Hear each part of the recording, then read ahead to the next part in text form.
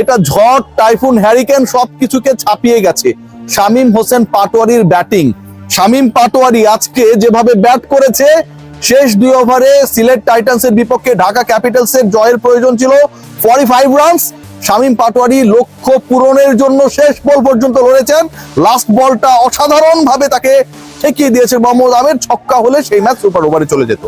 শামীম পাটোয়ারি 43 বলে 81 করেছেন, অপরাজিত থেকেছেন, 3টে ছক্কা মেরেছেন, 9টা 4 মেরেছেন, 190 স্ট্রাইক রেটে ব্যাট করেছেন। এই ম্যাচের লাস্ট ওভারটা দীর্ঘদিন মানুষের মনে থাকবে। সিলেট এই ম্যাচে জিতেছে, ঢাকা পরাজিত হয়েছে, কিন্তু দিন শেষে উইনার হচ্ছে সত্যিকার অর্থেই ক্রিকেট। ঢাকা ক্যাপিটালসের জার্সি দেখলে যে স্মার্টনেস আমরা দেখি, আমার কাছে মনে হয় যে সেই স্মার্ট ক্রিকেটটাই আজকে প্রদর্শনের চেষ্টা করেছে সেই দলটা। আপনারা সবাই জানেন যে ঢাকা ক্যাপিটালসের অফিসিয়াল ব্র্যান্ডিং স্পন্সর করছে শীর্ষস্থানীয় কসমেটিক্স এবং skin care brand remark Harlan. তাদের যে বিভিন্ন প্রোডাক্ট, অরিক্স রয়েছে, লিলি রয়েছে, একনল রয়েছে, জার্সিটা আমরা দেখেছি। সেই জার্সি নিয়ে আজকে খেলতে নেমে যে দুজন ক্রিকেটার আমাদের সবার মন জয় করেছে, একজন সাব্বির রহমান রুম্মান আর একজন শামীম হোসেন পাটোয়ারি। শামীম পাটোয়ারি শেষ 2 ওভারে 45 রান দরকার, সেই 45 রানের ইকুয়েশনটা শেষ ওভারে গিয়ে দাঁড়ালো 27 রানে। প্রথম বলে 4, পরের বল ওয়াইড, লাস্ট 5 বলে দরকার 22 রান। তারপরের বল, এটা একটা নাটক, ব্যাট বলের সংযোগ হয়নি, ঘাড়ের উপর দিয়ে গেছে, নো বল কিনা শেষ পর্যন্ত থার্ড আম্পায়ার ডিসাইড করলেন that was a no ball. Last 5 বলে দরকার 21 রান, 1 বলে হয়ে গেছে 6 রান, একটা নো, একটা ওয়াইড, একটা 4। মোহাম্মদ আমির ফ্রি হিটে ছক্কা মেরে দিলেন শামীম হোসেন পাটোয়ারি, যেভাবে মারলেন রিভার্স সুইপ করে, অনেকটা যেন কোদাল দিয়ে মাটি খোঁড়ার মতো করেই মারলেন। 15 রান দরকার, বল আছে 4টা, তারপরে বলে কোনো রান হলো না। 3 বলে 15, পরের 2 বলে 2টা 4, পরের 2 বলে 2টা 4, লাস্ট বলে দরকার 7 রান। ছক্কা হলে ম্যাচ গড়াবে সুপার ওভারে। মোহাম্মদ আমিরের বলে আরো একটা ওই ফ্রি হিটে মারা ছক্কার মতো করে কি মারবেন Shamim Patwari. He was ready for that shot. I am damn sure Amir ভুল করলেন না। মাপা লেন্থের ইয়র্কার শামীম হোসেন পাটোয়ারি, কিছুই করার ছিল না। শেষ পর্যন্ত 6 রানে যেই ম্যাচটা ঢাকা ক্যাপিটালস হেরে গেল এবং সিলেট টাইটান্স জিতলো, আমার কাছে মনে হয় 2 দিন পরে ক্রিকেট ব্যাক করার পরে এরকম একটা এক্সাইটমেন্ট সবাইকে আসলে জিতিয়ে দিয়েছে। সাব্বির রহমান রুম্মানকে আমি কেন বলেছি, শামীম পাটোয়ারিকে কেন বলেছি, দেখুন এই দুইজন ক্রিকেটারকে নিয়ে যে ডিসকাশনটা রয়েছে সেটা হচ্ছে শামীম পাটোয়ারি রাইট মোমেন্টে জ্বলে ওঠেন না। আজকে একলা যেটা করেছেন, তাসকিন আহমেদ করেছেন ওই পার্টনারশিপে মাত্র 3 রান, টোটাল এসেছে 38 রান ওই শেষ 2 ওভারে, বাকি 35 রানের 2টা হচ্ছে এক্সট্রা। এবং শামীম হোসেন পাটোয়ারি 9 বলে করেছেন 33 রান, শেষ 9 বলে 33 রান করেছেন শামীম হোসেন পাটোয়ারি। অবিশ্বাস্য ম্যাচ জেতানোর পথে 188 স্ট্রাইক রেটে ব্যাট করেছেন, 9টা ছক্কা মেরেছেন, 3টা 4 মেরেছেন। বোলার যেই হোক না কেন, শামীম হোসেন পাটোয়ারি ওয়াজ ট্রিমেন্ডাস। সাব্বির এবং শামীমের পার্টনারশিপ যতটা গুরুত্বপূর্ণ ছিল, আমার কাছে মনে হয় এই দুজন যে ন্যাশনাল টিমের যোগ্য ক্যান্ডিডেট সেই ব্যাপারটা প্রমাণ হওয়াটা তার থেকে বেশি জরুরি ছিল। জাকের আলী অনেককে নিয়ে অনেক আলোচনা হয়, কে খেলবেন, সাব্বিরকে দরকার নেই middle order finishing A, he is not the appropriate batter, এই ডিসকাশনস গুলো হয়। কিন্তু আজকেও 19 বলে 23 করেছেন, আগের ম্যাচে 10 বলে 21 করেছেন। আজকের যেই সিচুয়েশন ছিল তার আগে 5টা উইকেটের পতন হয়েছে, আস্কিং রান রেট বেড়ে যাচ্ছে। সাব্বির চাইলে 40 করতে পারতেন, 30 বল খেলতে পারতেন, টিকে থাকার এই লড়াইটা করে শেষ পর্যন্ত এস্টাবলিশ করতে পারতেন যে আমাকে ন্যাশনাল টিমের সুযোগটা দেন। সেটা তিনি করেন নাই। তিনি যেটা করেছেন, তার দলের স্বার্থে এক্সপ্লোসিভ ব্যাটিংটাকে কন্টিনিউ করেছেন। নাসুম আহমেদের বল ছক্কা মেরেছেন, সিঙ্গেল নিয়েছেন, আবারও ছক্কা মারার চেষ্টা করতে গিয়ে আউট হয়ে গেছেন। এই যে একজন ক্রিকেটারের ক্যারেক্টার, যেই ক্যারেক্টার আজকে সাব্বির রহমান শো করেছে, যেই character till the end Shamim Hossain Patwari show করেছে, that is the real character.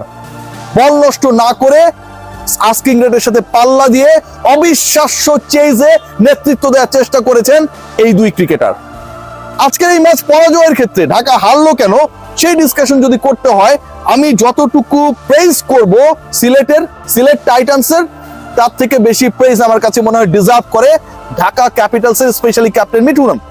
তাদের ব্যাটিং অর্ডারটা আপনারা দেখেন, সমালোচনা করতেই হবে। তাদের গায়ে যে জার্সি গুলো রয়েছে, যে ব্র্যান্ড গুলো রয়েছে, সেইগুলোর মতো করে আসলে যদি একটু স্মার্ট ডিসিশন মেক হইতো, সাব্বির যদি আরেকটু উপরে উঠতেন, সেটা হয় নাই। নাসির হোসেন কিংবা মিঠুনের উপরে সাব্বির উঠতে পারলে, ব্যাটিং এ নামলে সিনারিও কুড বি ডিফারেন্ট। আজকে যেখানে আমরা যদি খেয়াল করে দেখি যে এই যে 173 রান হলো 5 উইকেটে, এই 173 রান করানোর ক্ষেত্রে সবচেয়ে বড় রোল প্লে করেছে ঢাকা ক্যাপিটালস এর বোলিং ডিপার্টমেন্ট।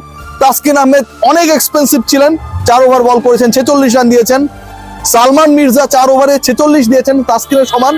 কিন্তু যারা তুলনামূলকভাবে অনেক বেটার বোলিং করেছেন তাদেরকে ক্যাপ্টেন ইউজই করেন নাই। ইমাদ ওয়াসিম 4 ওভারে কোটা পূরণ করতে পারেন নাই, 3 ওভার বল করেছেন, 14 রান, ইকোনমি 4.66। আপনি কেন তাকে বল করালেন না? 173 এর স্কোরটা তো নাও হতে পারতো। বাদ দিলাম তার কথা। নাসির হোসেন 3 ওভারে 20 রান, ইকোনমি 6.66, আপনি তারও একটা ওভার রেখে দিয়েছেন।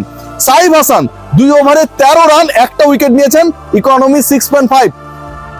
এই যে সাইফ হাসানের 2 ওভারে 13, নাসির হোসেনের 3 ওভারে 20, ইমাদের 3 ওভারে 14 রান, মানে এই 3 জন বোলার মিলে যে 8টা ওভার করলেন, এবং এই 8 ওভারে এই 3 জন বোলার মিলে যেভাবে রানটাকে স্কাই হাই হবার ক্ষেত্রে, রুখে দেওয়ার ক্ষেত্রে বড় রোল প্লে করলেন, আপনি তাদেরকে করালেন না।